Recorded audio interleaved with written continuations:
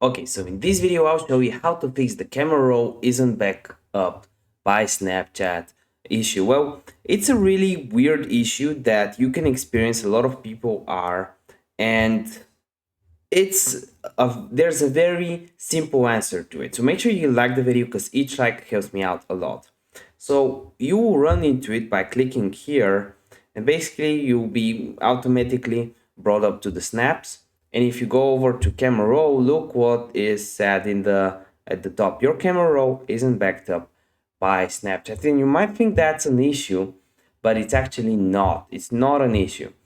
What this basically means is that your camera roll is the photos you have on your device. Maybe they're backed up on iCloud, but they're not saved on Snapchat. If you want to save them on Snapchat, you gotta use them on Snapchat. So it's nothing you should worry about. So just give this video a like, and I want to see you in the next one.